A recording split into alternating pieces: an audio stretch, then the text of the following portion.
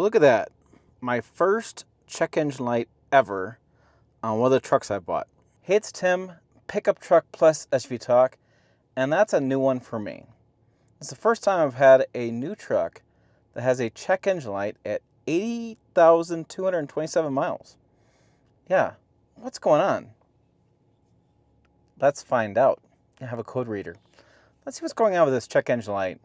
And, because I had a Ford F-150, had a Chevy Silverado, had a Toyota Tundra, and as you know, I test drive hundreds of trucks over the last 15 years, and I've never had one of them with a check engine light. But we're going to get to the bottom of this. Okay, so I took a few minutes playing around with it, figured out what's going on, how to read this system. So I have the OBD2 on the screen there. I hit enter. It enters the software, the system. I hit enter again. And it's got two codes pulled up. I'm going to go to the bottom one first because I just want to show you this one. The number 10, when I hit enter read code, it says the vehicle has no fault codes. So I don't know why that's pulling up there. We'll go back, go up to number 10. This is the one that's reading the code. When I read codes, the process says UO 418 says invalid data received from brake system control module A. I go down, it's the same code from brake system control module A. Same thing, brake system control module A. Now, I'm not a betting man, but I'm guessing there's something wrong with my brake control module A. Let's go inside the office and see if we can't figure this out. Okay, before I go any further, let's make something very clear. I have a dealership service visit scheduled. The truck's under warranty. But I have some time this afternoon. I thought it'd be interesting with the code reader to just see what's going on and play a little amateur detective. People keep telling me, new trucks are junk, Tim. They're all terrible. They're all piles of junk. But as somebody who grew up in the 90s who knew trucks were junk, who knew vehicles couldn't make 100,000 miles without totally going to crap, I think it's kind of cool. You can plug these trucks in with a scanner, and they tell you what's wrong with them. Imagine that. The truck tells you what's wrong with it. That was kind of Jetson stuff when I was growing up, because you had to know somebody who actually knew something about cars to be able to tell you what's going on with them to know. Because back then, it was all shop stuff, or you had to kind of know a guy, knew a guy, and hope that guy knew what he was talking about. Really shady stuff going on back then. So let's go to Google. So do you have the code? The U0418 says an RAM vehicle indicates invalid data received from brake system control module. The damage or corroded wiring, ABS wheel speed sensor wiring harness can disrupt communication. So something in the ABS wheel speed sensor is causing the problem. Okay. So it got me thinking about recent trips and whether or not sand could cause the problem. Were we recently doing something in the sand? This is my wife's first time in Baja mode with the RHO. And the kids and what? And the cousin. And she's, look at it. Put your foot into it. Don't bog down. Go. Pedal on the right. Andale. She's just so cautious. This is Baja mode. Where are we going? Anywhere. It's a beach. I need you to find our people. Find our people. Do a donut. Do a donut. Spray some sand. I am not doing Big donut. No. Like a apple fritter. Long John. Will never ride with us again. Seriously, where are people? They're in front of us. Lots of people. 17. Yeah, that might have been part of the issue. So it got me thinking, where is the wheel speed sensor? You know, when I was growing up, they had Chilton's manuals. You used to go to the store, buy a Chilton's manual. It would show you literally where everything was at on your truck and how to take it apart. Well, guess what? Those manuals still exist. But what's great is they're digital. Let's go check this out. This is actually really cool stuff. And I don't think enough people know about this. Because if they knew about this, they would realize the power in their fingertips. This is cool. This is from factorymanuals.net. I reached out to them because I was searching around for this one day, and it turns out they get service manuals from the manufacturer, or they compile them together. I think how they do them. Anyways, they're full service manuals, but they're a little bit delayed. So I have a 2024 model. They said they're working on 2025s right now. They're about $70. You can use a discount code. Again, I'll put in the description below. Man, this video is full of discount codes, but I have good stuff in this video. 20% off, about $70. And what you do is you open this up. It's a big PDF. It's a massive document. And then they have bookmarks. So I'm going to go bookmarks. I looked this up the other day. I think it was brakes. And it shows you a diagram of what's going on with the brakes. Steering wheel speed sensors, number 2. You can see where they're right there along the front tires and the rear tires. And then when I open this up, I got brakes. I got ABS. I think I can click through description, electrical, wheel sensors front. I can click on that. And it literally shows me a photo of where these wheel sensors are on the truck and how they're connected, how to remove them. There's a reference guide, and I can actually see what I'm doing. Now, I'm not going to remove these, but I got to thinking about, I wonder if sand got in there. Now, Expel has given me a really cool thing. They have put PPF coating, or PPF film, I should say, more accurately, the ceramic coating in the rear, PPF film on the front third of the truck. So I really want to do an undercarriage wash on the truck.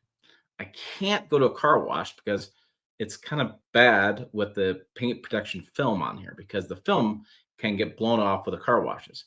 So I'll grab my power washer and I'm going to soak the living out of the undercarriage. I think I got sand in my cracks. And I just need the power wash out of my undercarriage. And maybe there's issue there. And that could take care of the code. That's a possibility.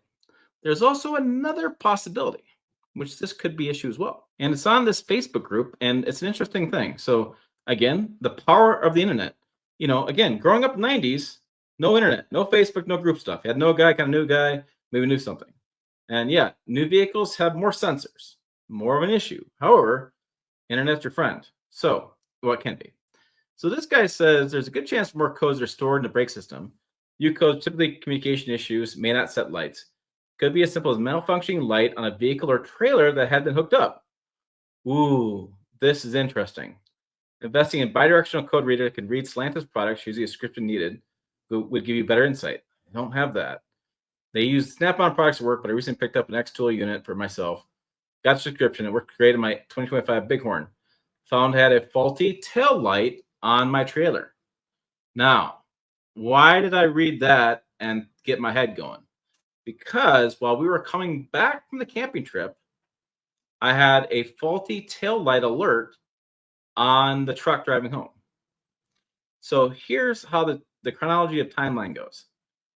Saturday, we get there Friday. Yeah, we got there Friday. We got to Thursday. Friday, the wife went down to the beach and she took the truck down. But got it stuck, went to the sand. Saturday, I took the truck and the light was on. So that leads me to think that sand is an issue. But then driving home, I had the faulty light on. I think before we left, I swear I had a check trailer light connection as well. So it could be either or. So what I'm going to do is I'm going to soak the living hell out of the undercarriage with my power washer. And I'm going to take care of some other issues with the truck as far as cleaning. Get all nice cleaned up. I'm going to reset the code. I got 11 days till dealership service check-in. And what's the problem here? I don't see a problem. So let's go do that. And let's check back here in a little bit and see if I can get that code to clear. Maybe I can fix my own problem. Or maybe not. Maybe this video is all for naught. Who knows? It'd be funny either way. Now, while I'm going to clean up the undercarriage, get rid of all the sand down there, I'll also clean up the sand on my floor mats. These are the lace fit floor mats that are a one-piece design. Like get the whole thing, get it out. You can see lace fit right there. Clean up my trash and get these looking spotless again. You can see how much coverage you get all the way to the edge. Or like these, you can go to lacefit.com to get 10% off. I'll give you a coupon code in the description. Now, I didn't go with these on the front. For the sole purpose, I like seeing my door sill. This says Ram on it. But if you don't have that in your truck, I'd highly recommend lace fit up here too. Remember the lace fit ones I did in that comparison with the Mopar ones? Lace fit went a little bit further. They actually came out a bit more and gave you more coverage so you don't get this going on. Now, lace fit gets you even further around here and you get no sand in there at all. So that's the difference between lace fit and Mopar. Again, 10% off at lace fit. I'll give you the discount code in the description. Check those out for your truck. They make all makes and models as well. Okay, my power washer just ran out of gas. So I guess that's a natural stopping point. I sprayed all the way around the undercarriage, got it nice and wet, sprayed it all around the wheels because that's where the wheel sensors are, the wheel speed sensors. So let's take a look at the code. I still got to clean these floor mats, but let's see what it says. Okay, so it's still on that screen, which is fine. If I erase codes, guess that's what I gotta do. Let's see if we can erase codes. Clear, reset emission related. Yeah, I'm sure. Please turn ignition on and engine off. Engine off. Ignition on. Press enter key to continue. Please wait.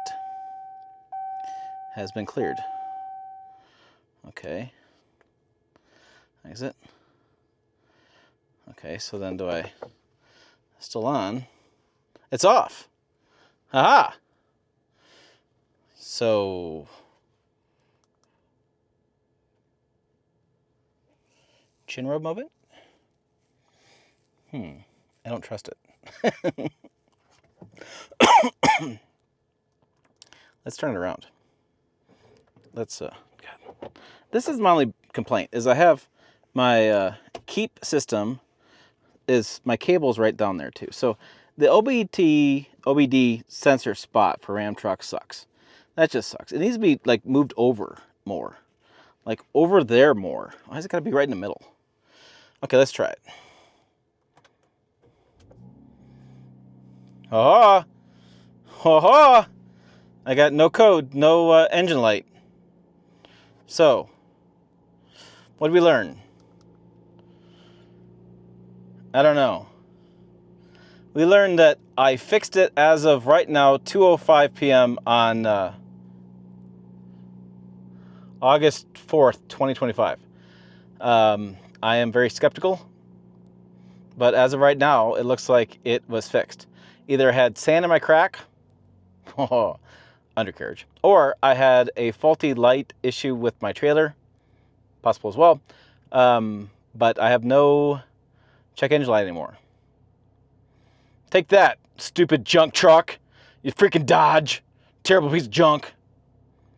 Or I just fixed my truck without using any damn hand tools, without getting all greasy and without busting my knuckles. Looking at you, 62 C10. Yeah.